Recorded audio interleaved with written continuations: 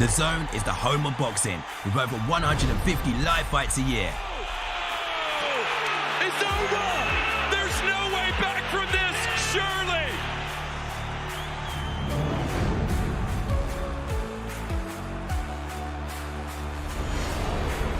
Ladies and gentlemen, let's get ready to rumble! How do you like it? How do you like it?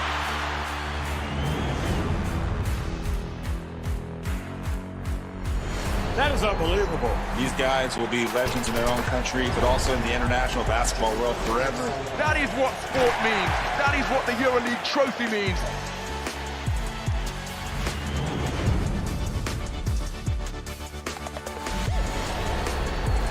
Are you not entertained? I'm not supposed to be cheering, but this is X Series. I can do whatever I want.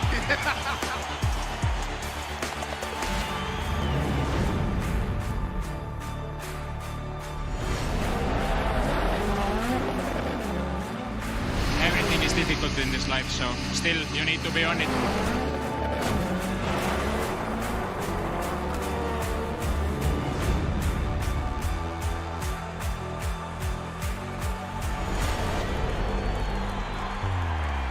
It all comes down to tonight. Don't miss the biggest night in MMA. PFL is more than a fight.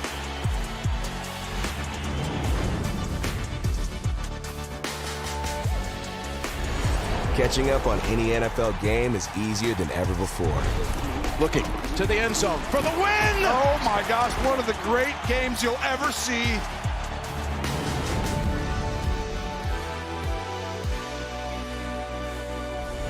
The competition is back, and the UEFA Women's Champions League looks set to be bigger and better than ever before. It's their time, a night to remember.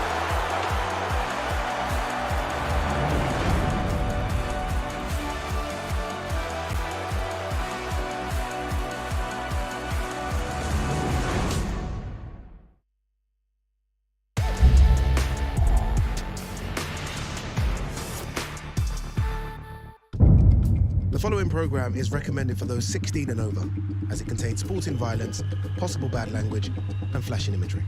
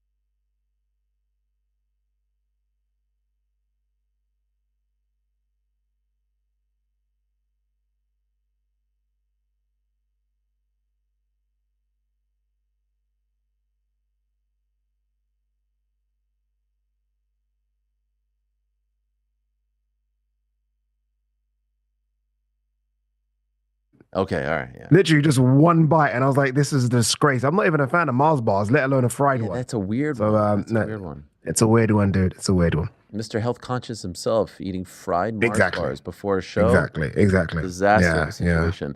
We'll be talking about a different kind of food later on today because I am very, very excited about this. I am very excited. I've been buzzing on the chat. I don't think everyone shares my enthusiasm about our segment coming up later, but I think you will once it's all said and done because, there's been a lot of talk, obviously Canelo's fighting Crawford later on this year. We presume it seems like probably sort of, yes, kind of. Anyway, Katie Taylor and Amanda Serrano are fighting. Inoue just fought. Usyk's fighting in July. So there's a lot of pound for pound talk always, and it's a great time for pound lists and banter. And so I said on the group chat, I was like, you know what? We should present our pound for pound list. We haven't done that yet. We've done almost 26 or 27 episodes. Let's do our own. And then as I was thinking of it, I was like, you know what? Everyone kind of has the same top 10 pound for pound fighters on their respective list. Maybe not 1 through 10 exactly the same, but if you don't have one guy at 1, he's at 2, if not 3, and then 6 is 7, right? It's all pretty much the same fighters. There's a couple of stragglers on the back end, but for the most part, it's all the same. And so I said, this is actually not going to be all that interesting. Let's do something a little different. And then I thought of our top 10 popcorn fighters, our must-see TV fighters, regardless of weight class, regardless of gender. Who are the 10 fighters competing right now today in the sweet science of the sport of boxing who you say, no matter what I'm doing, you're at a wedding, you're on the road, you're traveling, you're at home, you must stop everything and watch these fighters compete. Your top 10 must-see fighters, because ultimately that's what counts the most, right? The fighters that make you want to stop everything and watch them compete. We'll be presenting our own. We haven't seen each other's lists. We'll present our own top 10. Can you 100% confirm you've not seen my list? 1,000%. Because I sent it to one of your producers. I don't want to I'm see a bit it. concerned that you kind of maybe asked for a little preview. I specifically told you not to send it to me because I want to react in real time. Yeah, but you're telling me, but I don't know if you're being genuine to me. You're right. No. You did tell me. No. Okay. I'm being genuine. Not only am I being genuine, I think this is going to be fantastic. I predicted that you're going to try to hit me with a like a hipster pick or two. Oh yeah, I saw this guy 2-0 at York Hall. Oh my God, if you don't know about him, if you're missing out on him, if you're not stopping everything that you're doing to watch this guy, you're going to hit me with one of those. That's my prediction. No. I can't wait to see if it's number 1 or number 5. I've got my 10 and I feel like I could change it live on air, but I'm going to stick with the 10 I've got later on. I think, by the way, fantastic segment. Honestly, a great idea. Well, we haven't done it. I'm tired of pound for pound rankings. Everyone's, as you say, everyone's got the same top 5. Everyone's got, the same top 10, really. So I'm tired of those. They're nonsense. This is the new thing. Everyone's going to start doing this after this show. I can see it. All right. Well, I look forward to that. Also, coming up on the program, Fabio Wardley, who will be competing on June 7th against Justice Hooney. He was supposed to fight, of course, Jarrell Miller. They had a crazy press conference, not to be. In comes Hooney. They're fighting June 7th, Portman Road, home of the relegated Ipswich Town. He'll join us to talk about all of that and more. Yeah, there I am, dropping knowledge. But Ade, we do have to begin today's program with a very, very heavy heart. We heard the awful news late last week that the 25 years young Georgia O'Connor, a 3-0 boxer who was competing under the Boxer promotional label, had passed away after a very short bout with cancer. She revealed back in January that she had been diagnosed, and just shocking, unfortunate, heartbreaking news. She won gold medal at the 2017 Commonwealth Youth Games, a silver at the 2017 Youth World Championships, represented, of course, her home country of England, also a bronze medal at the 2018 Youth World Championships, an outpouring of just posts, messages, support for her and her family. She recently got married. Here's Ben Shalom, of course, the founder of Boxer, posting on social media. It's hard to make sense of this. A lot goes on in life, but nothing else matters other than your family and your health. My heart goes out to Georgia's parents and partner. Who I know did everything they could tirelessly and are going through so much right now. Georgia was an inspirational person and one I'll never forget. So sorry for her family and all her friends. Truly heartbreaking. Also, Boxer posting this on social media. We are heartbroken by the passing of Georgia O'Connor, a true warrior inside and outside the ring. The box community has lost a talented, courageous, and determined young woman far too soon. Georgia was loved, respected, and admired by her friends here at Boxer. Our thoughts are with her loved ones at this difficult time. I know you had a chance to meet her a couple times in passing. I know you're on the scene over there in the UK. Your thoughts on the passing of Georgia O'Connor at just 25 years young? Sad, honestly, just sad. You're right. I've spoken to a few people, and all of them heartbroken. The outpouring of emotion, as you just rightly said, not just from sort of in the boxing circles within sort of the UK, but I think this has now gone worldwide. I think everyone can understand what her family must be going through, or at least try and understand what the family must be going through. It must be incredibly difficult. This is a young lady who announced she had received the tragic news that she is suffering from cancer, and it's terminal in January. And here we are now, fast forward to May, and she's lost her life. As you say, she's only 25 years of age, just got going in her boxing career, a fantastic amateur who everyone was excited about turning pro. I remember hearing about her turning pro, and everyone was excited about her turning pro. Ben Shalom's always been excited about her just because she was always outspoken, always smiling, somewhat controversial, which was always good. She had an incredible record, not just in boxing, but in kickboxing, in taekwondo. So she was the real deal. And then we get the news of this. And, you know, I spoke to a few people that have interviewed her, and they always said that she was always bright and bubbly, and just always, even when she got the news that she was terminally ill, was always saying, no, she's going to fight through this. Didn't believe the diagnosis at the time, because you wouldn't, would you? You'd be shocked and scared, but you'd think, you know what, I'm going to fight through this. And she did fight, but ultimately, unfortunately, passed away last week. There was a Queensberry show, as we said at the top of the show last week, in Scotland, and you know the whole arena in unison went silent when Thomas Schreiber said, "Okay, let's give it a moment's silence." The whole arena went silent, and then everyone stood to applaud what has been an awful sort of news in the boxing world, and in the boxing community is one where, Ariel, everyone comes together when things like this happen. I do believe there is a GoFundMe page that's been started, and I know everyone will go in there and donate to help with funeral costs and anything else. But yeah, honestly, just heartbreaking. 25 years young, as you correctly said. It's just, your life's just got going. And then this happened. So yeah, awful news. Condolences to her family, her friends, her new partner. And hopefully we can beat this. Again, I feel like everyone watching this right now has lost someone to cancer, and the fight goes on, and hopefully sort of this can kickstart the fight to continue again. If anyone's lost hope, this can kickstart it to continue again. But yeah, look, tragic news. Yeah, thank you for that. Just awful to see, and especially when you go back to her social media and read some of the things that she was writing over the last few months about how frustrated she was being misdiagnosed, maybe not being taken care of the way she wanted to. Just very, very, very, very tough to read. So again, our thoughts, our love, all our prayers go to the family of Georgia O'Connor, and anyone who knew her, and anyone who supported her, and anyone who was a close friend and family member. I can't imagine what they're going through, and just want to say once again that we do this show with a very, very very heavy heart. Excuse me. It's always very hard to transition from something like that, from something so serious like that, but we do our best. And we talk about some other breaking news that happened earlier today. How about Delicious Ori, who's just 1-0 now as a pro fighter? There was a big to-do about who he would sign with. He represented Team GB at the 2024 games in Paris. There was some talk of maybe going the WWE route. There was some talk that he would sign with other promotional outfits. He ended up signing with Queensberry, had a successful debut. Out of nowhere, announces that he is retiring from boxing. One of the most shocking retirements in the history of the sport. After much reflection, he wrote, "I've decided to hang up my gloves and retire from boxing to follow up on my degree and enter the corporate world." Initially, when I heard this, I thought perhaps, all right, maybe he's going back to the WWE route. Maybe he had a change of heart, but it sounds he's going completely out of the combat sports world. This sport, he continued, has given me so much incredible memories, unforgettable experiences, traveling the world, and many opportunities to represent my country at the biggest of stages in the world. Forever grateful for the journey. Over time, I've come to recognize that the same fire and love I once had for boxing has gradually faded. As I've grown, I've come to value clarity and honesty with myself above all. I hope that turning professional would reignite the passion, but the truth has become clear it hasn't.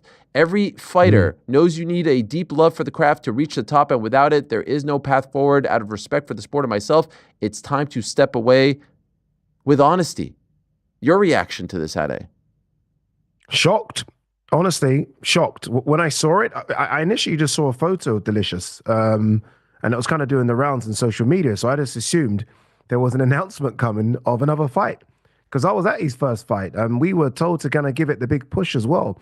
I interviewed him on stage. He came and spoke to me, and I was like, it's fantastic that we've not lost you to WWE, because I know he went over to the Performance Center, and I think he tried out. So I was like, it's good that we've not lost you. He's got the stature of a fully fledged heavyweight. He speaks well. He's a good-looking kid.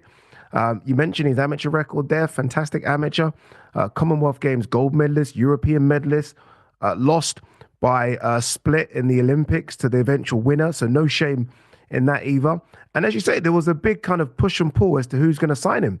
I mean, this is how highly he's thought of. In the end, he went with Frank Warren, who's got an incredible heavyweight stable. And I thought, okay, this is it. This is going to be the next heavyweight. This potentially could be a guy that fights Moses Itama down the line. This is the guy that could be fighting for world titles. Everyone speaks of him that highly.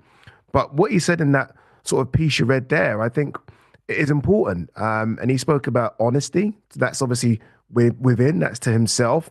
And if you're not in this sport 100%, this is the wrong sport to try and dip your toes in and not give it 100%. It's a dangerous sport, and you're going to be up against guys that are giving it 100%, and you're cheating yourself, you're cheating the fans, you're cheating your trainers, so there's no point.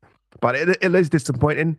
I'm hoping that, in a year's time, there's a bit of a U-turn. He'll only be 28, but I think he's made the right decision if he's kind of made it for himself. Incredibly brave, incredibly courageous. After one fight, you're getting money now, right? You're getting paid, you're a pro. Some people might say, like, let me go to 5. Let me just try this out. You know what I mean? To say after one fight, one successful fight, mind you, I'm done. I don't want to go down this Ariel, path. you know what? Ariel, sorry to cut across you. I actually spoke to him after his first fight, and it wasn't the best performance. I know he was super disappointed. I actually made a beeline for him as he left the ring. I thought, I'm going to go and speak to him, because I understand in your first pro fight as a heavyweight, you want to get a knockout. And he was trying, but it wasn't there. I could see the disappointment all over his face. He was next to his manager. And I was like, dude, no, look, it happens. I mean, you'll come back again. The most important thing is a win. But I could see the disappointment in his face. It was there. He couldn't hide it. And maybe that was the turning point. Maybe it was just, I can't be bothered to do this. You think that result dictate, like, if he gets a knockout in that fight, he's still fighting? I think it was the catalyst. I honestly think that was the catalyst for something. I really do. And look, here we are a couple of months later, and he's decided no more. But I think the performance that night, and maybe just like, you know what? I don't have the hunger for this. I don't have the desire for this. And as I said, it's the wrong sport if you don't have those two things, because you're coming up against good guys, because he will be fast-tracked because of who he is. You're coming up against good guys that have the hunger, have the same ability and the desire, and then it can become dangerous. And we've seen some, surprising retirements. I remember there was an MMA heavyweight in Bellator named Cole Conrad, who was a training partner of Brock Lesnar's, who was undefeated, and then all of a sudden said he wanted to go into the milk business and just kind of retired out of the blue. There's Barry Sanders in the NFL, but no one that young, like no one like one pro fight. I mean, is there anyone that comes to mind? I'm putting you on the spot here. And I'm just kind of thinking on the spot as well. No. Who just retired before they got going. Yeah, especially if you've like won your first fight. I mean, if you got knocked out and hurt, I get it, right? I mean, we have seen sort of pro fighters maybe into double-digit numbers that have had brain scan issues, and okay, they've decided to retire quietly, but not someone that was highly sought after. Someone that, again, decorated amateur, looks the part, as I said. But maybe we should look at the fact that this guy was sort of flirting with the WWE. So he was already already thinking about life before or after boxing. He kind of went over there, tried it out, and then decided. So maybe he's never really wanted to do the pro thing, but it was a case of, okay, it didn't quite work out with the WWE. Let's give boxing a go, the professional boxing. And he's decided after one event, maybe a couple of training camps, to sit down with his family, that it isn't for him. But I hope he can stay around, because he's such a good speaker. Honestly, I hope he can stay around and maybe jump on a broadcast here and there, set up a podcast or something. Because it's a shame if boxing loses him, because he's an articulate guy, very, very smart guy, and he knows the sport in and out. So it'd be a shame if he's like just sort of washed his hands of the sport and we never see him again. Well, we say hello and goodbye to Delicious Ori. One heavyweight who is not going anywhere anytime soon is our guest at this time. Fabio Wardley returns to action on June 7th at Portman Road. Big, massive homecoming fight for him against Justice Huni. He's kind enough to join us right now. Fabio, thank you so much for the time this evening. Could we ask, just off the bat here, we were talking about this shocking retirement announcement from Delicious. Did you know about this? And either way, your quick thoughts on him walking away after one pro fight. No, I didn't know about it either. Surprising one, really surprising, to be honest. I met Delicious properly at the announcement of his obviously first fight when he was on the what was then going to be the Joyce White card. And I was talking to him and he seemed really keen, enthusiastic about his pro career. So it was quite a surprising one. I saw it when I got in from the gym today. And yeah, it took me by surprise, knowing his pedigree, knowing his record, his background and things. I thought he'd be one to really keep an eye on as he progressed through the sport. So yeah, a bit of an interesting one. All right. Well, like I said, you're going nowhere. In fact, you're back in action in less than 2 weeks' time. That press conference with Big Baby Miller was one of the more chaotic, dare I say, entertaining, but also a little bit confusing press conferences of all time, because he's accusing you of stuff. You have no idea what he's talking about. It gets really heated, and it turns into nothing. He withdraws, and now you're not fighting him. After all that, after being subjected to all of that, and then ultimately the fight falling through, how did you feel about the switch in opponents? Yeah, look, boxing is always going to be boxing. It's never a simple sport. It's never going to go exactly to plan. So it's just a bump in the road, and that's how we took it, really. There was nothing too much to do with it aside from, look, knuckle down, get a new opponent, get things sorted, because we had a venue and a date that wasn't going to wait. So we needed to get things moving and get things back on track. So yeah, we wasn't hanging around for anyone. This is obviously my big homecoming fight at a stadium. So we wanted to make sure that stays on track. We keep that dream alive. So there wasn't too much hanging around or worrying about if we can get him back or whatever's going on with Jerome Miller. We just had to keep moving forward. By the way, I'm loving the gold behind you. I love this setup. All this gold. You know, we're gonna add to those belts in the coming months. I know that for sure. Now that we know it is Justice, what other names were in the reckoning, Fabio? I'm guessing quite a few people. Obviously, it's Portman Road. It's a big fight. It's a big one, right? Big stadium fight. There were other names maybe sort of linked or interested. Any others? Yeah, probably only one real serious contender with conversations that we had back and forth. Because this fight is for the WBA interim, we have to take into consideration who's ranked within that governing body and who's in a good position, and then you have to take into account who's available, who's ready, who's fighting fit on relatively in a broad term short notice. Obviously, like a longer time to prepare for a big fight like this. So there was a lot of factors having to take into place. The only other person we really did have kind of serious conversations with was Filip Hrgović, but knowing he's not too long come off the Joyce fight as well.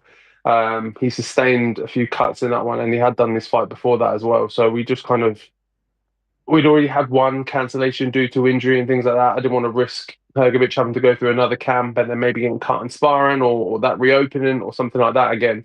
And then maybe 2-3 weeks out from the fight, we're back in the same boat, having to re-find an opponent. So at that point, it was really between Justice and Hrgović, and we just picked the kind of safer option in the sense of making it to the fight night. How difficult is it stylistically? Justice completely different from Jerome Miller, right? He's 100 pounds lighter. He's not going to come in and talk the trash. He's not going to get you fired up that way. The way he boxes is completely different as well. So yeah, it's short notice for Justice, but it's short notice for you, right? Because I'm guessing the sparring partners would have been tailored to Jerome Miller, not to a Justice Huni type. Yeah, we had some big units of wardrobe-sized men just walking me down in sparring and putting the work on me. So yeah, we had to swap that up quite quickly. Obviously, when we swapped to Justice, because again, like you say, his style is very different. Bit lighter, or much lighter to be honest. More fleet-footed, sharper punches, puts his combos together well. So there were some different aspects that we had to pay attention to and take into account for sparring. So yeah, we had to change things around a bit. It's never ideal, but I've had a halfway through a decent career so far. So I've sparred and trained with and even fought a varying bunch of styles. So it's not entirely brand new. There's just elements that we have to pick from as a team and really kind of nail down and drill and hammer home. The last time we saw you in action, obviously you scored that devastating knockout win over Frazier Clark. In my opinion, one of the scariest knockouts of all time after seeing like what had happened to his jaw. First things first, why, any particular reason why it's been 8 months since you last fought? Primarily because of the stadium show that we wanted. Okay. I knew where I was coming into the new year. We knew how we wanted to move and what we wanted to do. But with me really being keen to push for a stadium show, to have it in my hometown, to have it at the football club, we do have to wait for the season to end. So that kind of locked us into a certain date, certain time period. So through that period of the first kind of quarter of the year, I was still training, still ticking over, knowing what the goal is, knowing what the overall plan is, but just waiting for things to fall into place. Do you recall how you felt, how you reacted when you had noticed that your knockout in the first round back in October had sort of like dislodged his jaw to the point where there was an indentation around here? Like, what are you thinking when you realized that your power created that? Yeah, it was a strange one for me, at least, because I didn't actually realize, I didn't realize in the moment, I didn't realize actually properly until he was being taken out of the ring and I was getting my hand raised and I looked up to the big screen and they were showing a replay and I actually saw like a bit of a slow-mo and a breakdown of what went on. So I didn't actually realize properly until then, in that moment. So afterwards, celebrating and stuff, I realized something was a little bit off because obviously the ref calms you down. But obviously after, when you get a bit excited and things. So yeah, there was some genuine concern there because again, like, for everyone that said to me, "Oh, that's such a great knockout, it was fantastic, it was scary," all these words for it. The only thought in my head is like, look, it's great and all, but as easy as it happened to him, as easy as it could happen to me. We're all big boys. We all throw big shots in the heavyweight division. So yeah, it's a great thing in a sense to do, but it's also a kind of bleak reality of the sport that we're in. There's been a lot of talk recently of sort of heavyweights, right? I mean, your name, for some reason, always seems to be on the outside looking in. Yet you're the guy that's unbeaten. You're the guy that's coming off incredible knockouts. Me and Ariel always do our top 3 heavyweights, and I think me and Ariel agree that it's sort of Usyk, Dubois, Parker. Ariel might have Parker above Dubois because he loves Parker. Yeah. How far away do you think you are from those 3 guys, Fabio? I don't think I'm particularly far. 2 fights, maybe. I think I've got, like, I understand that my progression, my career for boxing as a whole has been a bit of I've always been that guy on the edge of the conversation, as it were. So it's not going to be any different, even at these kind of latter stages or at the heights I'm at now within boxing. So I've always had to kind of bump and bruise my way through and get my name demanded in the conversation. So it's going to be nothing different at this top end of the division. But yeah, I don't think I'm particularly far off. Again, a fight or 2 and I'm there. I spoke to someone that was at the Scotland show recently, and we were speaking about this show coming up at Portman Road, and I was asking about tickets, and they were telling me that tickets are doing really well, regardless of the fact that Jarrell Miller has been replaced by Justice Hooney. You're going to walk out to what seems like a sold-out stadium. Now, I don't know sort of what you were doing 5 years ago, Fabio, but for me, that still sounds a bit crazy that you're going to walk out to a football stadium and it's going to be sold out and fingers crossed the weather's going to be good. Like, I mean, you kind of, that's it, right? I mean, obviously there's world title fights, but this is an incredible achievement. Yeah, this is a huge milestone in of itself for my career, minus the belt, minus the opponent, minus the all the build up to it. It in of itself is huge for me and for my town and from where I'm from. Because again, when I started out my career, everyone was like, "Where are you from?" Ipswich, and they're like, no one knows where that is. It's off to the side, and it's like it's out of the way. Everyone's like, "Ipswich, where's that?" And I'm proud, obviously, of what I'm achieving and what I'm bringing to, but also the stamp I'm putting on the map for Ipswich and for Ipswich boxing. So yeah, it's fantastic. It is. it is another massive milestone for my career. It's something I'm extremely proud of. So I'm very much looking forward. I was there for the last game of the season as well, just soaking in some of the crowd, some of the atmosphere, and I was just there, stood, just looking onto the pitch, thinking, "Yeah, a couple of weeks, and it's me, and it's my turn." By the way, I don't know what it's like. Could you share, like, what's it like rooting for a club that gets promoted and then relegated the following season? What is Don't listen what's to the him. mood like? Don't worry. I don't know if you can see it right. I'm going to put it up. Yeah, there it is, right there. I don't know what that.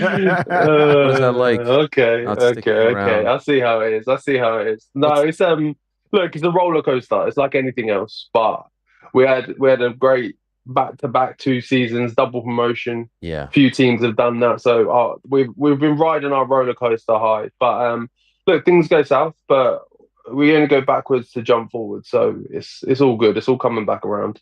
Over in MMA, there's a young man named Arnold Allen who represents Ipswich. Are you familiar? Do you know each other? Have you ever trained with him? Yeah. Oh, you have. Yeah, I know Arnold. I know Arnold pretty well. He's trained there's another section, another part of my gym that has Brazilian Jiu-Jitsu. And there's a coach down there that he rolls with sometimes and trains with. So sometimes we're in the gym at the same time, sometimes we cross paths and stuff. I haven't seen him for a little bit, but I love it. Yeah, he literally lives 15, 20 from me, or his family does at least live 15, 20 minutes away from me. So I bumped into him a good few times and see him doing this thing in UFC as well. It was great to see. What's the gym like now, Fabio? I mean, that gym must be buzzing, right? I mean, it's yourself, it's Moses, it's Alois Jr., there's Lee Wood, there's McCormack. I mean, there's people knocking on the door to get in the gym. The gym's that busy. But is it a case of like iron sharpens iron, everyone seeing everyone win, and it kind of motivates the whole gym? Yeah, 100%. You're not like, don't get me wrong, all them boys are great. And they're great characters to have in the gym as well. And everyone's there for a laugh and a joke and to enjoy what we do, but also at the same time, it's hard work and it's also pressure because you're next to a guy that's got this massive fight, or you're next to a world champion or a former world champion or someone who's fighting for world titles, or someone like Moses who's being like named as the next one to take over everything. So you're in the round rubbing shoulders with these guys and they're hitting the bag, and then you're thinking, right, I'm going to put my extra bit of work in, and they up you by 10%, and then the next guy over from you ups you by 10%, and it's just work all around. But it's great to have that kind of that vibe, and we all gel and all buzz off each other. Moses, you mentioned him. Obviously, look, his name's on sort of the cusp of the lips of everyone, right? Everyone's talking about Moses at the moment. Did you see his knockout on the weekend? Yeah, I saw his knockout. All the boys from the gym did well, but yeah, I think just before I get into Moses, I think I'd like to have a word for Balogun and how he just kept getting up as well, because there was a couple of times that I thought he was gone, and he just kept springing back up, and I thought, damn, this man is a tough guy. So yeah, credit to him as well. But Moses is obviously clean, crisp, and just that check hook on the way in, just catching him on the way in was fantastic to see. So look, he's a credit to the hard work he's been putting in the gym as well. He's only getting, which is meant to say of how great he is, but he's only getting better and better as well. He's getting sharper. Everything is just getting better and better for him. So it's fantastic to see. Has anyone asked for his ID? I'm refusing to believe this young man is 20. He doesn't look 20. He doesn't fight like a 20-year-old. What's going on here? Yeah, I don't know. To be fair, you make a good point. I think maybe I need to check that next time I'm in the gym and actually see some confirmation, some ID, whether he is actually 20 or not. Because, like you say, he doesn't look, sound, speak, act like a 20-year-old. And it's like, I definitely remember when I was 20, I wasn't built like that at all. So I don't know what's going on. Rounding this up with back on June 7th, Justice Hooney, big opportunity, and credit to him for taking the fight on short notice. I would say he has never fought anyone quite like you before. This is a big step up for him. Would you agree with that assessment? Yeah, 100%. I'd agree with that. Yeah, and do you think that he can? Do you think he can present any problems, considering the guys that you have fought thus far, considering what he has done, what you've seen from him? Is there anything that you're, overly or not concerned about, but, thinking, okay, he's going to present problems that I haven't seen before? Well, the ones that I haven't seen, maybe not. But he is going to be problematic. There's no way he's just going to turn up and roll over. He's a very good, well-schooled boxer. He's got great fundamentals, puts his punches together really well. And ultimately something goes for saying that he's undefeated. He's got almost no pressure in this situation. Like, it's a win-win for him. If he rolls into my backyard and beats me up and wins or whatever, he's the double winner in that sense. So he's coming in there almost with nothing to lose in that sense, and that gives you a level of freedom to be able to just take yourself into the ring on that cloud. So yeah, look, he's going to pose some problems. It's down to me to figure them out and come up with the right solutions on the night, in the moment. But I'm not overlooking him in any sense. Or look, I know it's in the sense short notice for him, but it is for me as well. Trying to figure out a tricky opponent like him. But you are right in saying I don't think he's stepped up to this level probably before. It's a bit of a jump for the pair of us, but I'd say probably more so for him. I'm a bit more used to the bright lights, the big occasions, the big events, and everything else. So, and the just the quality of operators and things that I've been in with over the past couple of years is definitely above where he's been. So, yeah, he's going to have some problems. He's going to bring them on the night, but I'm wholeheartedly of the full belief that I've got everything that it takes to beat him. Last one from us. If you can plan out the rest of the year, what are you thinking? Obviously, the win on June 7th. When do you return and against who back into the year? I'm not trying to hang around. It's like for me, this is a bit of a slow start to the year. I like to at least really get 3 fights out of the way. It's more so looking like 2 this year. So yeah, look, we'll get this fight done, ticked off, and then I'm on the phone to Frank straight away and saying, great, what's next? I'll pick this up. What's the plan of action? Where are we going? When are we back out? Because I want to keep moving. I want to build on the success I'm having, and push myself, like Adi was saying, into that conversation of those names of your Joseph Parkers, Daniel Dubois, and Usyks. Well, looking forward to June 7th. It'll be good to have a big event, an Ipswich guy winning at Portman Road, something that hasn't been the case over the past year. So I always do this. This is my thing. It drives Ade nuts because I'm the American talking about football, but it's a thing. I was going to say, I'm with him as well. I'm trying. It's a thing. We're taking the banter. What do you say? Taking the piss? All that. Looking forward to it. Looking forward to it very much. Congrats on all your success, and can't wait for the scene over there on June 7th. Thanks so much, Fabio. Cheers, guys. Thank you. That's going to be a great scene. And by the way, how about Queensberry? I mean, they'll be putting on 2 stadium shows, June and then July, over at Wembley Stadium. I mean, that's a pretty great stretch. What a great addition they have been to the DAZN schedule. I know you'll be there as well. And I will say this: Jarrell was selling the fight, but this to me is a more intriguing fight. Eddie and his boys are very excited about Justice. They've been pushing him, especially over in Australia. This to me is a more intriguing fight because it's like, all right, Justice, here you go. Jump into the deep end. Jarrell is to me a classic. Like, he'll sell the fight, he'll talk the talk, but then once it comes to the fight itself, it doesn't quite have, the same type of, steak that he was presenting, the sizzle to that steak, if you get what I'm saying. I'm more intrigued in this fight. How about you? No, I get it. Like, I was excited about Jarrell just because I was at Jarrell's last fight against Andy Ruiz, where I actually thought Jarrell boxed quite well.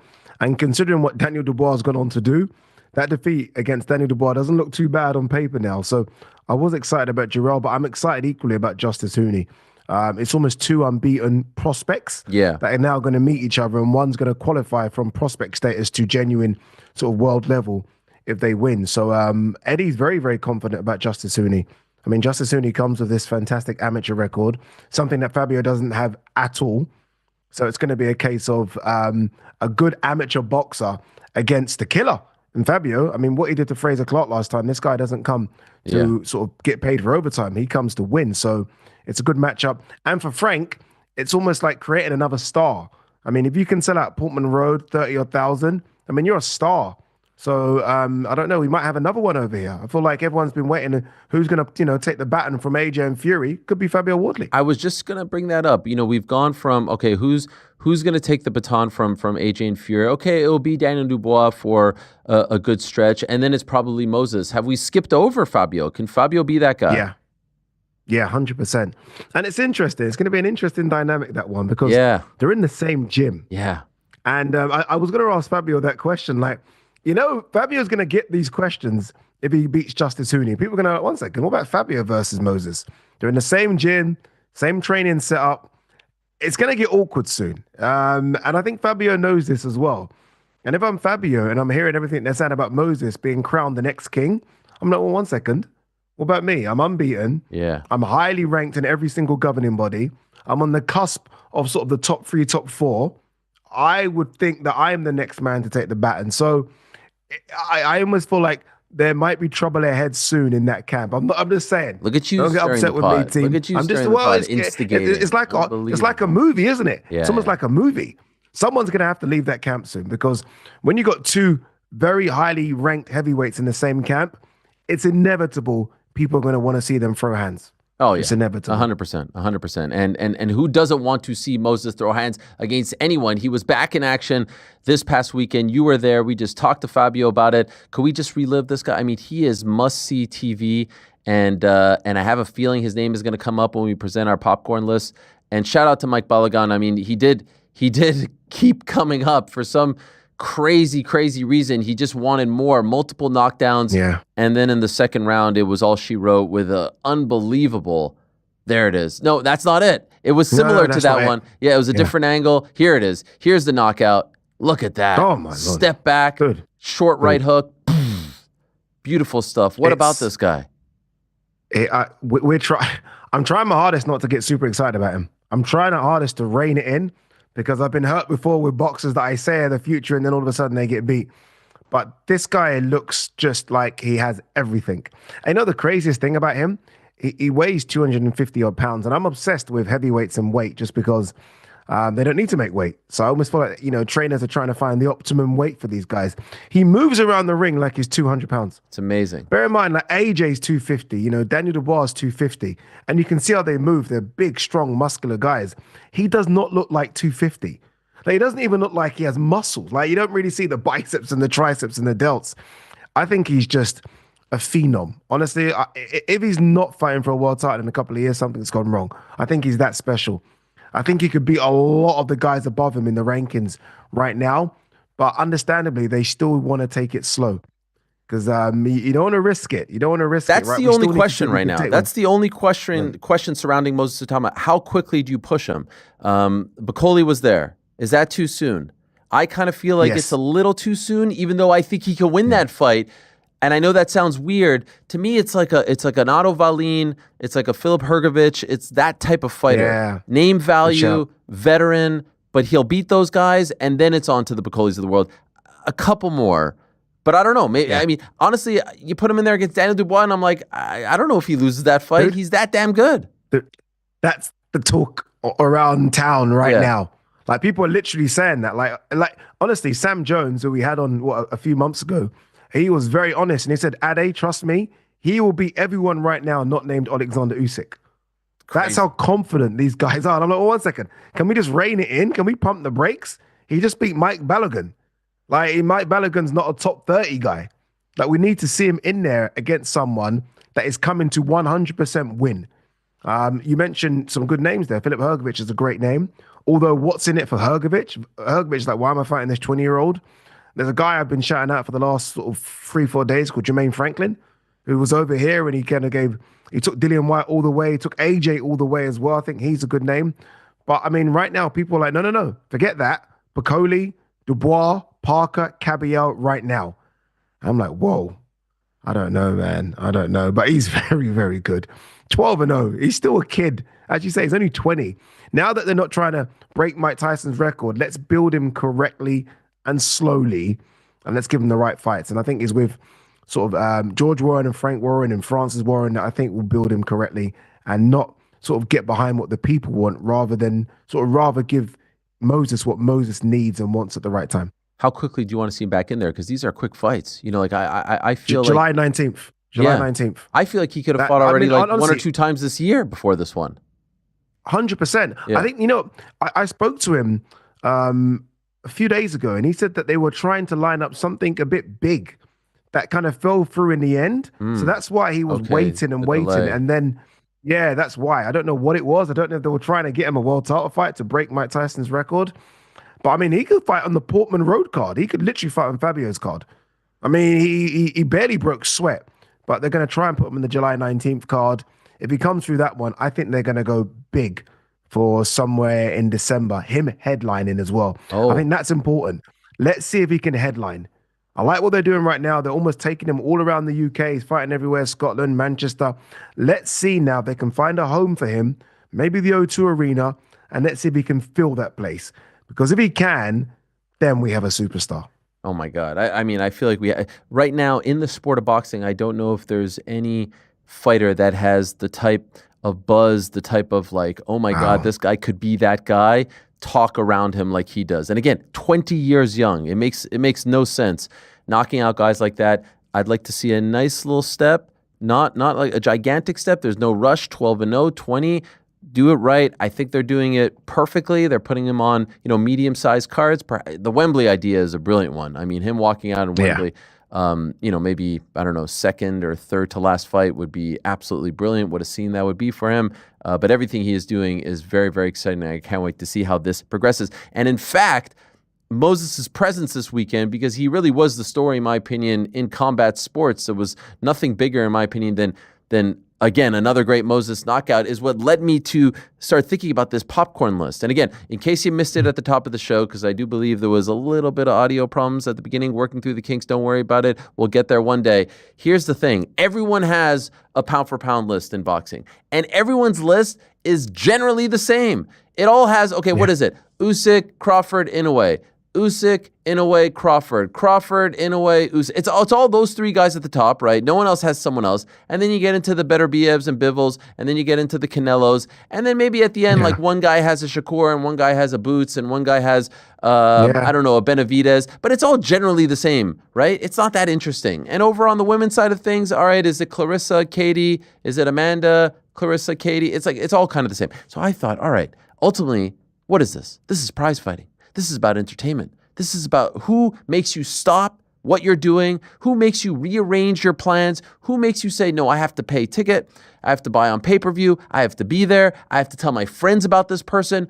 Who are those people? And so I thought, let's present our top 10 popcorn fighters, our must-see TV fighters, our must-watch fighters, regardless of what you're doing, regardless of weight class, regardless of gender. Who are the absolute best, most entertaining, most fun fighters, all action fighters in the sport today? And I think this is the true essence of what we all want out of the fighters, right? As fight fans, this is what we want. We want people who bring it, who produce, who always show up. And so without further, I can't wait for this. I'm excited to see where you go with this. I'm so nervous about this now. You've got me nervous. You go first. Give us your top 10.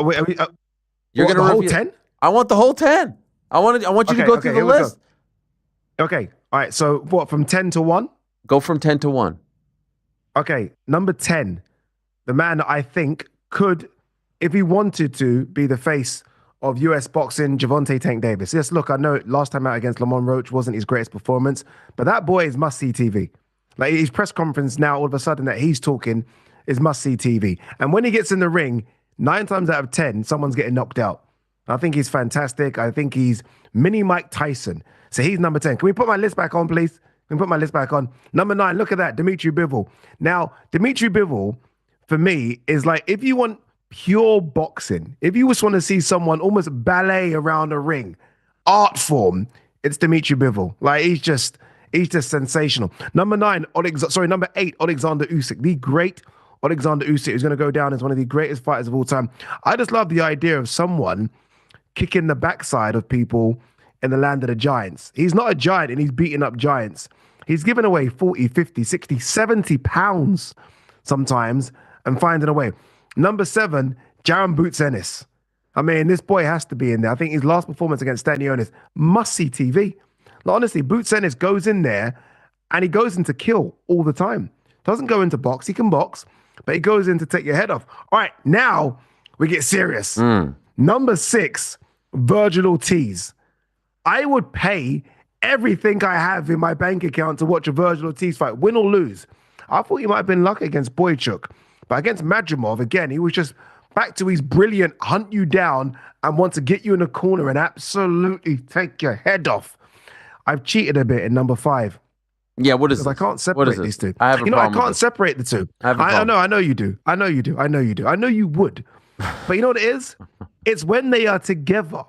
There's something about them when they're together. Look, Katie Taylor has produced some great performances against Chantel Cameron, Delphine Pursoon, etc., etc. But when these two ladies are together, and we've now seen it for 20 rounds, I mean, they have to be tied. They have to be tied together. They will, In 100 years, we'll be talking about, do you remember Katie Taylor and Amanda Serrano? Do you remember that? Like, people will be talking about these two together, not separately, together. Hence why they're on the list together. All right, number 4, Inoue. This guy can outbox you, but he just wants to take your head off for our entertainment. He doesn't need to risk getting knocked out, but he does it for our entertainment. And I think he's sensational. And again, you look at his record, knockout record, this guy doesn't get paid overtime. He wants to go and take your head off. Number 3, the most exciting young boxer on the planet today. No, not Moses Italma. This guy, Jesse Bam Rodriguez. Sensational. Absolutely sensational. Number 2, a guy that isn't on people's pound for pound list right now, but I guarantee you will be next year, the great Jai Pattaya, the number 1 cruiserweight on the planet, who I think, and I'm playing dream matchmaker here now, yeah, the super fight of all super fights in 2027 is Moses Italma versus Jai Pattaya for undisputed heavyweight glory. Wow. Jai's going to go up. Moses ain't super big. That's the super fight of all super fights. And number 1, if this isn't your number 1, then you might need to watch another sport. David Benavidez is the most electrifying, entertaining fighter on planet Earth today. This guy just gives you absolutely everything in his soul. Honestly, I can't wait. He wants to fight. Look at that. Oh, my man, David Morrell there.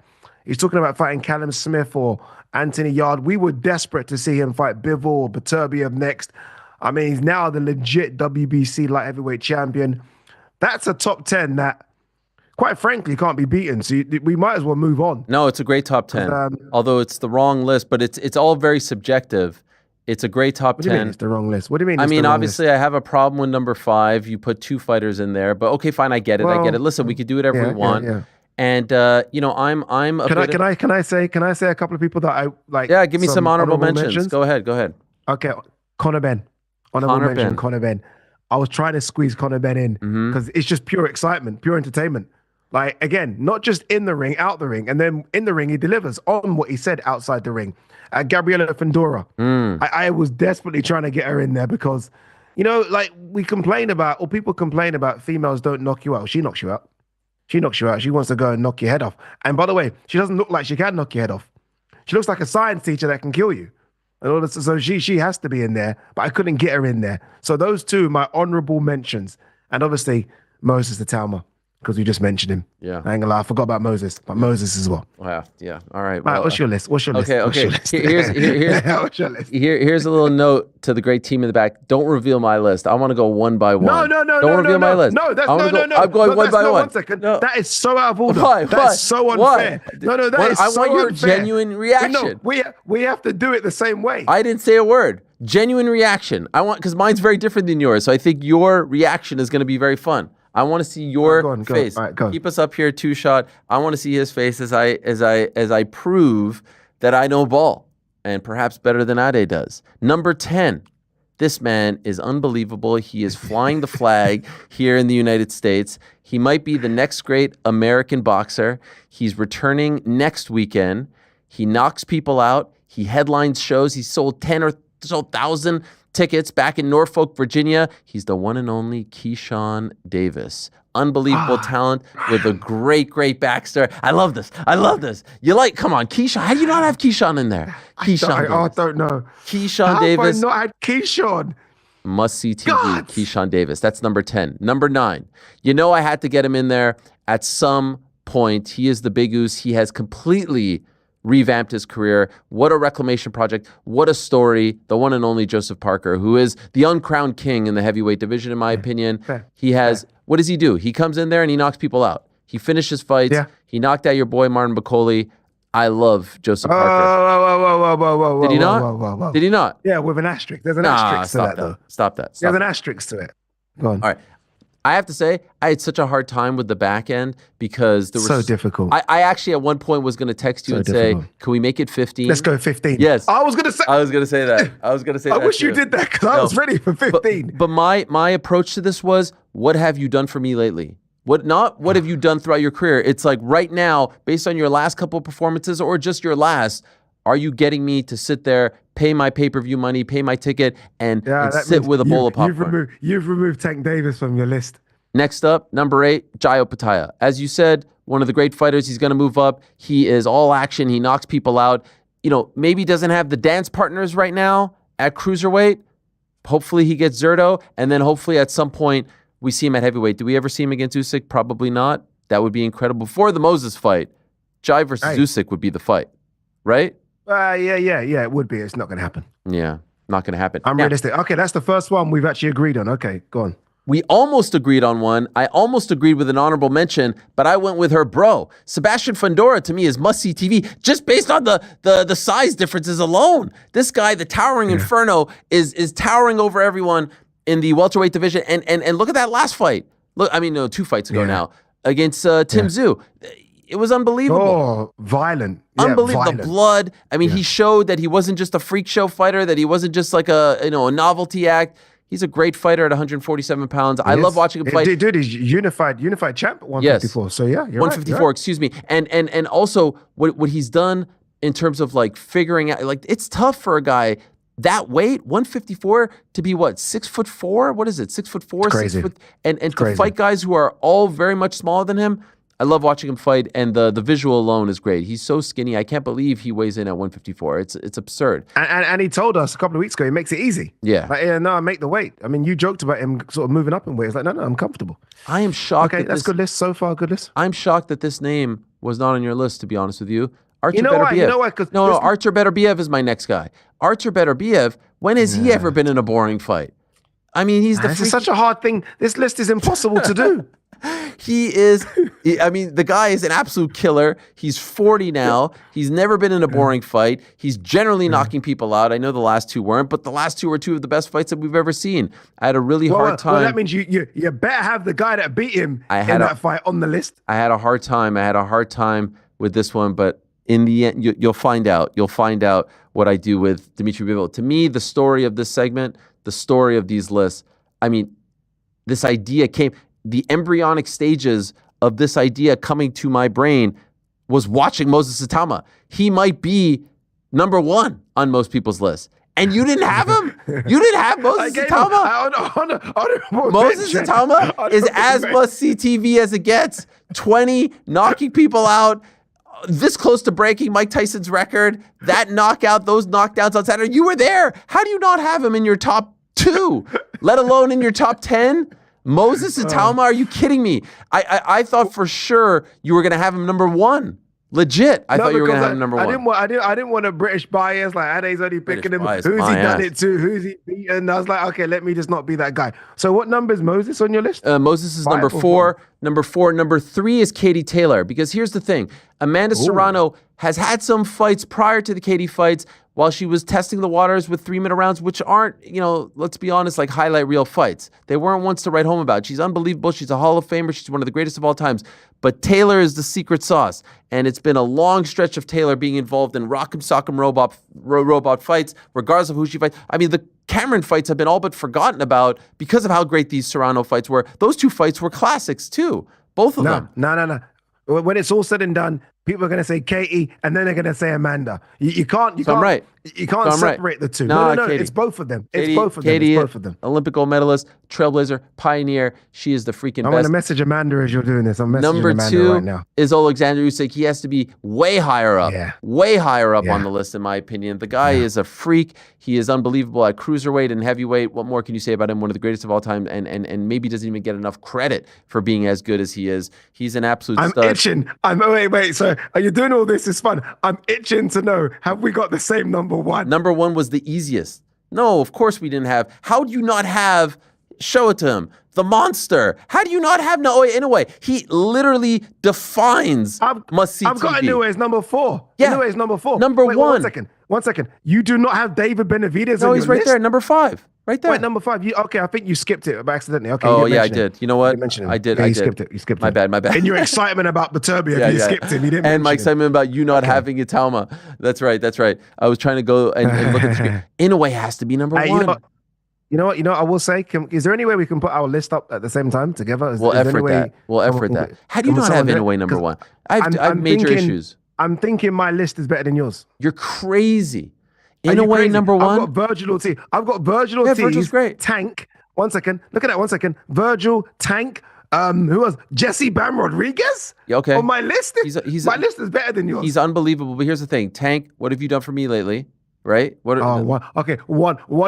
bad performance against Ron Roach. He knocked out Frank Martin prior to that. Yeah, put him to sleep. Yeah, okay. Well, so what? Let me see your list. Let me see your list. Who's anyone? Well, 1 second. Yeah. Altuve Turbo. What have you done for me, lady? Your last 2 fights. Yeah, your last all 2 action. fights weren't knockouts. He made, 1 second. So the guy that Dimitri beat him, Bivol into an exciting fighter. 1 second. So the guy that beat him's not on the list? Oh, that's fine. Listen, it's all about the action. I'm not talking wins and losses here. I'm talking about the action. Okay. I'm talking about what you're producing for me. Honorable mentions, by the way, these are ones that I had written down. Dimitri Bivol. How many have you got? You're going to probably 10. No. Dimitri Bivol. Daniel Dubois. I mean, he's a fun right? How do we not have Daniel Dubois in there? Yeah. AJ is still must-see TV. It's kill or be killed with him. TV. He is must-see TV. Like, you know what I mean? Yeah. Like, the world stops when he fights. Nakatani, again, all action. Oh, Junto, yeah. All action. Bam is on there. Yeah. Had the last fight not gone the way in which it did, Ryan would have been in my top 5. No doubt about it. I thought Ryan would have been. I know you're a big Ryan fan. I thought he might have been in your the last one. Again, if I don't put Tank in there, I can't put Ryan.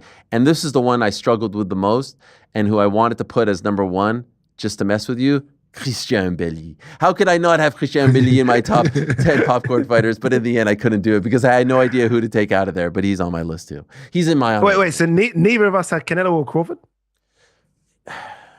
Last couple. Canelo. Look at that. Oh, that was a big deep breath. Last couple. I mean, Canelo's last couple fights, are those must-see TV, or are those like you can watch the highlights the next day? Let's just be real.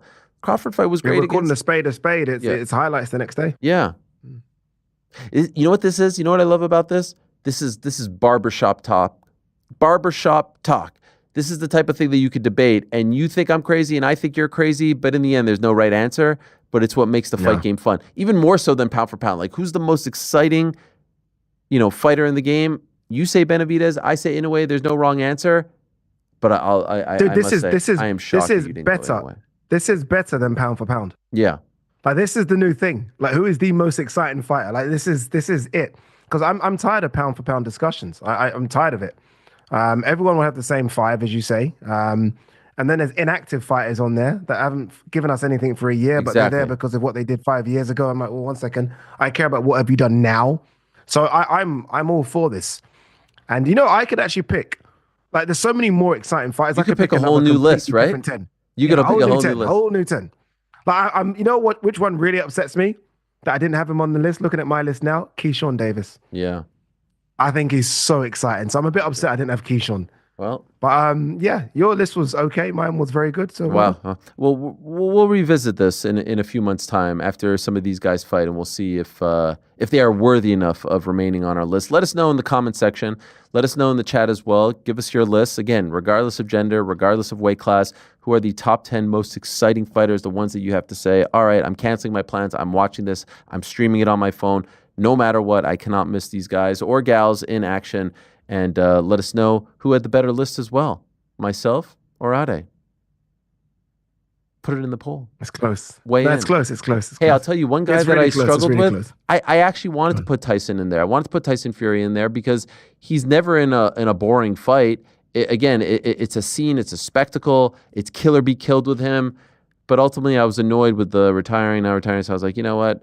We're not going to do this right now. What do you make of Tyson right now? Is this it? Is this finally it? Are we done? Is he telling us and we have to listen? Or is this all part of the journey to get to the AJ fight? No. This is just the journey. Okay. Tyson is on holiday. He's in Lake Como. Like, we've all done this before. We've all gone on holiday. And all of a sudden you're like, this is the greatest thing I've ever done in my life. I'm never coming back ever again. And you eventually come back. Yeah. You get on the plane and come back. So I think Tyson Fury is having a moment where he's partying with 50 Cent and Derek Chisora, and he will get back to Morecambe. I think he's back now.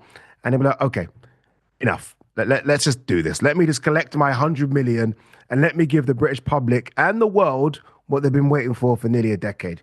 So I still harbor hope that we are going to see this. AJ's now recovered from, I think, elbow surgery or something.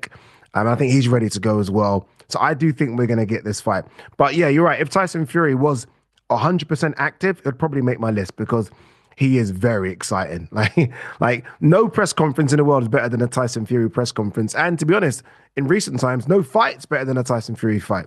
Whether it's a case of him getting off his backside against Ngannou or laying people out like he did against Wilder. He is super entertaining. So Tyson Fury would be on my list if he wasn't pissing me off with what he's doing right now. Here's Tyson addressing all of this very recently on social media. I hear a lot of talk of the Gypsy King returning to boxing, and I asked the question of this one: for what? What would I return for? More boxing belts, 122 of them. I've been rumped.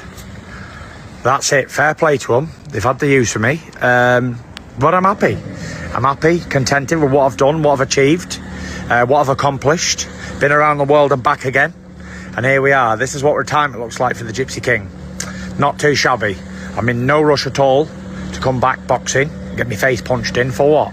What would I return for? I asked that question. So here we are. I'm retired and I'm staying retired. I've got nothing to prove to anybody and nothing to return for. God bless you all. See you on the other side. Like I said earlier, get up. Honestly, I look at that scene and I kind of understand what he's talking about. I mean, he does lay out a good case. It's a fantastic case, but he asked a question. That's the problem with that statement or that whatever. He asked a question, what am I returning for? And the answer is 100 million. That's it. You're gonna make nearly 100 million pounds to fight Anthony Joshua. So you're returning for the fight fans. You're returning for a lot of money. And look, there isn't a belt. This isn't a case. We don't need a belt. He's right. He's won so many belts. Same as AJ. They both won tons of belts. Neither need to add more metal and rubber to their collection. You're both doing it because this is the fight that we've been speaking about for a decade. That's all it is. That's what we want to see. And then they can both sell off into the sunset. Like, personally, if it wasn't for AJ versus Fury or Fury versus AJ, I would tell both of them to retire. My thing has always been get in, get rich, and get out. They both have got in, they made a lot of money, and they're both okay. The faculties are in place, that this is still working up top. But it's only because it's these two names that I'm screaming for this fight to happen. All right. Well, we'll see how this all twists and turns over the next, I guess, few months. Again, it's a little reminiscent, actually, of what we're experiencing over on the MMA side of things with John Jones, where everyone's like, just come back for one more. And he's like, yo, I'm living my life here. Leave me alone. And you wonder if it's actually genuine. It's a bizarre thing. But all right, fair play. Enjoy your vacation. On this weekend slate, to me, the best card of the weekend happens in Las Vegas at the Michelob Ultra Arena, formerly known as the Mandalay Bay Event Center. And actually, a guy that I wanted to put on the list, I certainly should have put him on my honorable mention, was Caleb Plant. I love Caleb Plant. I love his style. I love the way he talks. I love the way he moves in and out of the cage. I love his shoes as well. He's a great talent. He's headlining the card, and Jermall Charlo is also on the card, but they're not fighting each other. They're doing the same thing that we just saw a couple of weeks ago, where it's two guys that we want to see fight who have a history. Remember a couple of years ago, Caleb smacking Charlo in the bowels of T-Mobile after some words were exchanged. They don't like each other. It's been 2 years of back and forth talk between them. And there they are, main and co-main, but they're not fighting each other. We're told if they both win their fights, they will fight later on this year. But again, Ade, this is what we keep saying. Why does this keep happening? If you have the guys, if they're ready to go, just have them fight each other. Do we really need the tune-up for either of them? Maybe Charlo needed a little bit more than Caleb, but that's the fight to make. And look what happened 2 weeks ago with Garcia and Haney on the same card in Times Square. One guy slips, one guy gets hurt, one guy needs surgery, one guy looks bad, and now all of a sudden the big money fight kind of fades away. It's frustrating. It is. But I'm going to give them a little bit of leeway here, more from the Charlo end. And Caleb's ready to go. Caleb's an active fighter. Caleb's a top 168-pound fighter. I think he's one of the best out there. For Charlo, I have no idea where he is. Physically, mentally, we know he's been through a hell of a lot in the last couple of years, to the point where I thought he actually wouldn't fight again. Like, I've been screaming, where are the Charlos? Not just Jamal, but where's Jamel? Like, what's happened to Jamel since he fought Canelo? Like, literally, he's vanished off the face of the earth. And again, we know that Charlo's been going through some stuff, Jamal. So I'm just happy to see him back. I need to see what he looks like before he goes in there with Caleb. And I think they need to sell it in order to see what he looks like as well.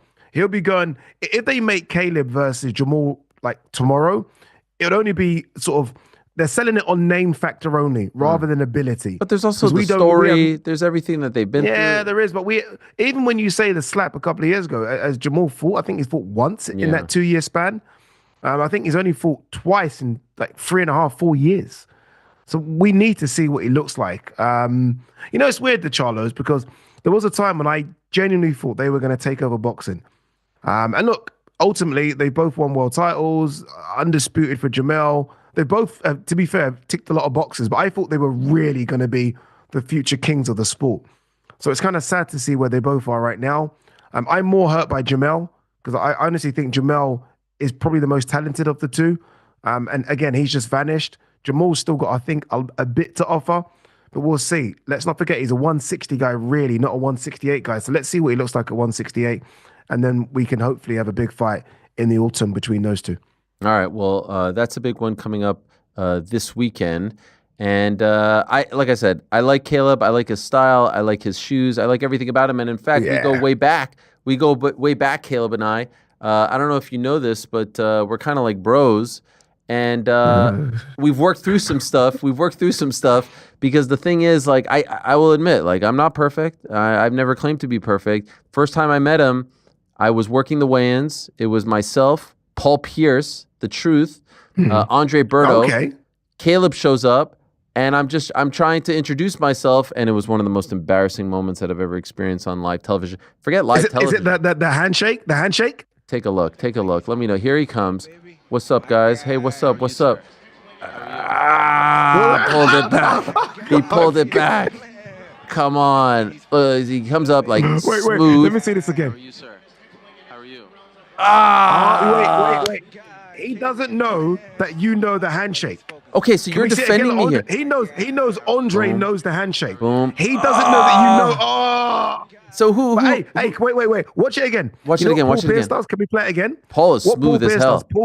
No. Paul grabs his arm because Paul sees what happens to you, and Paul's like, "That ain't happening to me." So watch Paul grab his arm. Watch this. This is smart from Paul. You gotta know this kind of stuff. Look at it. Look, grab it. You gotta know this. I went for the and then the fist bump. How bad is that? How bad is that on my part? It's bad. It's bad. And the suit jacket as well. Everyone's trying to be cool. You're wearing a suit jacket. You know, Caleb's like one of the coolest. Yo, I'm doing the weigh-ins. I'm hosting the weigh-ins. They didn't tell me it was Cool Kids Day. Look what Andre's wear. They didn't tell me it was Cool Kids Day. They told me to be a professional. And he comes up.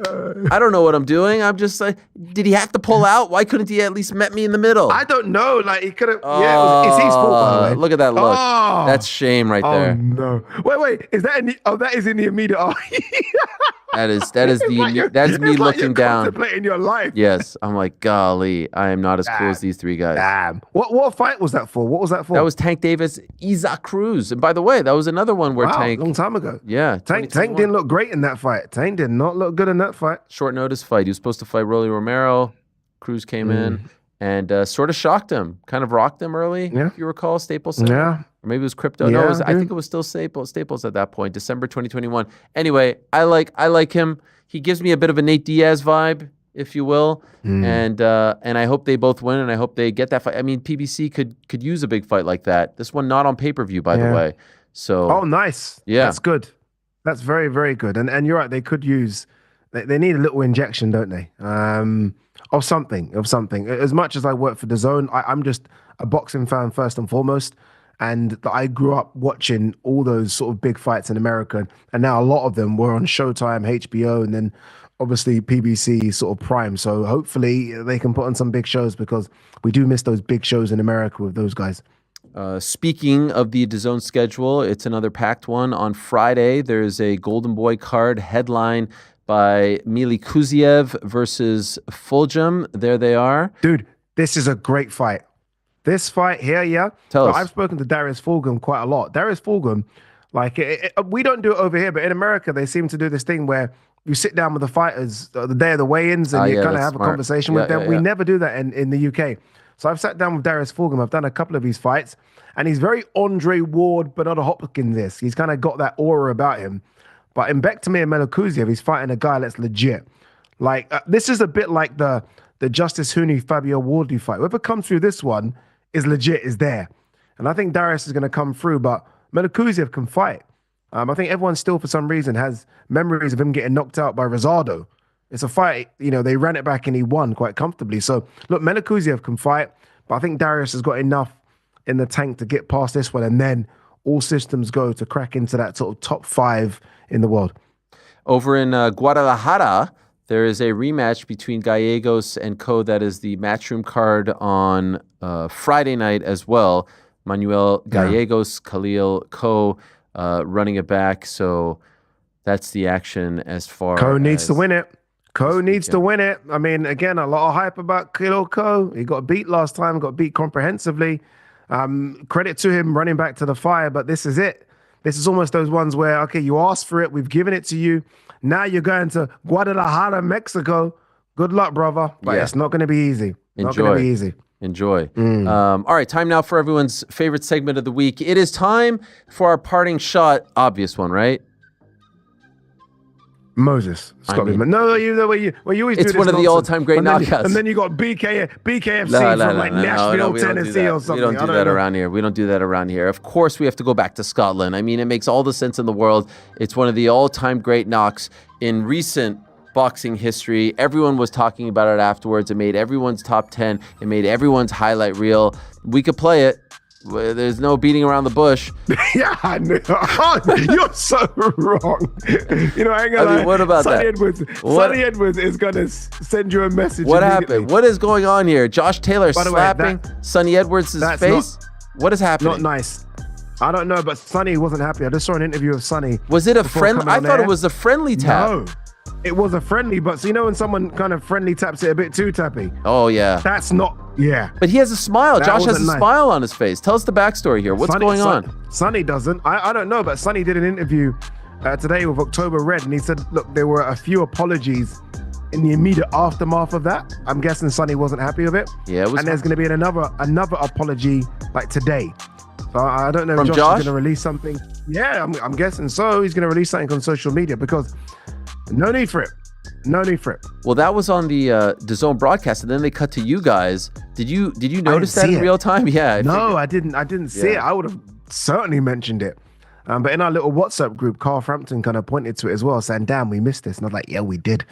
Yeah. But very cheeky from Josh Taylor. Very cheeky. Shout out to my guy Darshan, Everything Boxing, for catching that. That's from his feed. That's why it looks like it's taken off his screen like that. So he just took it from his screen? Is that what he did? He took it from the screen? Well, I mean, he's probably watching it live. He doesn't get the feed. The point is, I actually thought it was two mates, just kind of giving each other a little bit of a... It looked like it hurt as well. It looked like it hurt, and it looked like Sonny was about to stand up. Then he thought, 1 second, I am flyweight, and that is welterweight. Or that. Maybe not. Or that. Yeah. But speaking of Josh Taylor, what about that loss and where he goes from here? It really does feel like maybe, I don't know if these things are legit, but like he did a deal with the devil. He gets that win over Jack Catterall, and then ever since then, it's just been tough night at the office after tough night at the office. Some are calling for him to retire after Saturday. Do you think that's warranted? Yeah, it's definitely in the discussion. I mean, it was upsetting that I didn't get to speak to him after. He left the ring. And he apologized for that as well, right? He did. He apologized. And he said, look, he might have said something in the moment that he would have later regretted. And that could be a retirement thing, right? He might have said, enough's enough. But then he goes home and sort of changes his mind. But look, I think it's 4 defeats in a row. You mentioned that Jack Catterall won, which was actually at the Hydro.